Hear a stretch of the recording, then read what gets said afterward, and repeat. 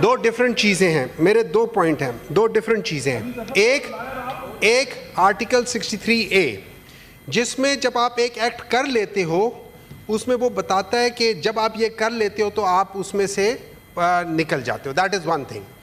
दूसरा है, मैं यहाँ पे खड़े होके या मैं किसी भी जगह कहता हूँ कि विलिंगली कहता हूँ कि मैं इस दर से रिज़ाइन देना चाहता हूँ, ये दूसरी बात है। इसका इन दोनों को आप एक साथ नहीं कर सकते।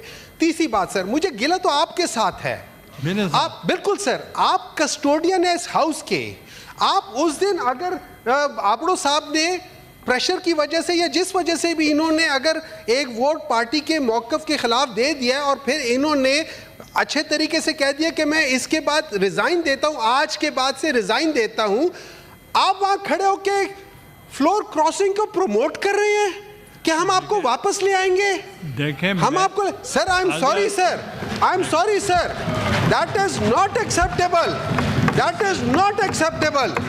How can you say that thing while sitting there? आपको कहना चाहिए था कि आपरो साहब, आपकी पार्टी ने जो आपको कहा हुआ है वो माने। आप उधर उनको कह रहे कि हम वापस ले आएंगे। कल को मैं गलत काम करूंगा, आप मुझे उसमें प्रोटेक्शन देंगे सर? आप तशरीफ रखें सर, आप मुझे प्रोटेक्शन देंगे? Sir, this is very wrong sir. मुझे गिला है, मुझे गिला है उस चेयर से, मुझे गिला है उस चेयर से। देखिए, मैं जवाब दे दूं। Please take your seat, please take your seat.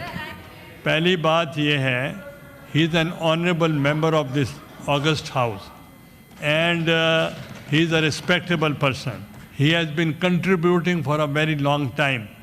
मेरा कहने का मकसद ये था, अगर आपकी पार्टी follows the rules, अगर आपकी अपनी जमात और अगर वो खुद रूल्स को फॉलो करते हैं, प्लीज़ टेक।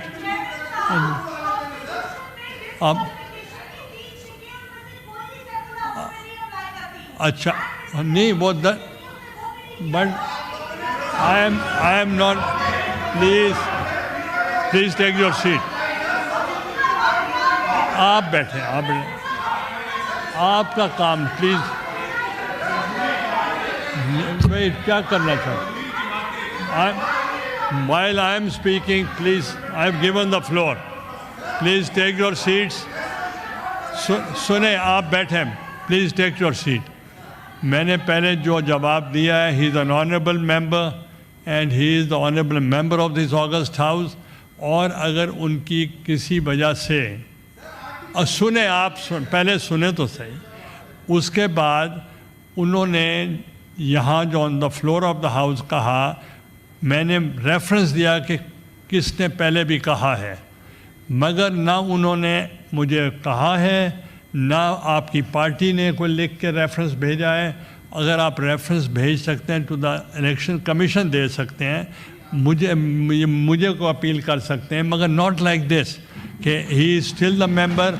और जो आपने ये एलिगेशन कहा कि I am promoting horse trading और I am promoting floor crossing, I joined the Pakistan People's Party in 1987 and till date I'm in the People's Party. Therefore, this is no way. Please move the motion. Mr. Chairman, as I moved the amending bill, मैं sir features बता दूं। ये आप इसके बाद फिर अपनी बारी पे बात कर। आपने मौका दिया सर, ये बोले हैं सर। अब इसके कुछ सेलिएंट फीचर्स हैं, वो मैंने बता देता हूँ जी।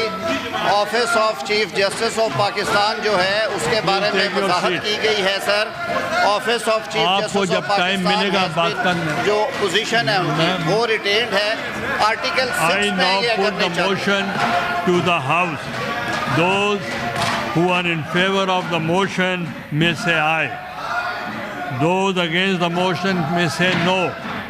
I think the ayes have it, the ayes have it, the motion is adopted. Before starting second reading of the bill, I want to inform the members that the National Assembly has made some amendments in the bill as passed by the Senate. Therefore, in terms of Clause 3 of Article 239 of the Constitution, the bill has been returned to the Senate for reconsideration. The amendments made by the National Assembly pertains to substitution of Clause 2 of the bill as passed by the Senate. Insertion of the new Clause 2A, substitution of Clause 23, amendment in Clause 56 of the bill as passed by the Senate, and omission of the Clause 4, 19, 51, and 55 of the bill as passed by the Senate. Due to the insertion of new clause and omission of 4 clauses, the remaining clauses have only been renumbered without making any changes therein. We will vote upon the amendments inserted, substituted, and omitted clauses separately, by the clauses which remain unchanged will be voted upon as a group. The Minister for Law and Justice may inform the House about the insertion, submission, amendments, and omissions made by the National Assembly in the bill as passed by the Senate. Thank you, Mr. Chairman. Sir, जैसे कि ये सब के इल्म में है कि इस अगस्त हाउस ने 27th constitutional amendment bill pass किया और ये ट्रांसफर कर दिया गया under the scheme of constitution and law, और वहाँ पे नेशनल असेंबली ने जब टेकअप किया तो सरसे में सर कुछ डिबेट जनरेट हुई। 2 चीज़ों के ऊपर कुछ कन्फ्यूजन थी। एक तो था कि जो position of chief justice of Pakistan है वो आया रिटेन्ड है इन अमेंडमेंट्स में या नहीं है। सर, उसको मज़ीद क्लैरिफाई करने के लिए मुझे president supreme court bar association और vice chairman Pakistan bar council ने भी कहा जी, उन्होंने भी मुझे कहा, और हमारे कई जो अरकान कौमी असम्बली है उन्होंने भी कहा, इवन अपोजिशन की तकारीर में भी इसकी वजाहत पूछी गई।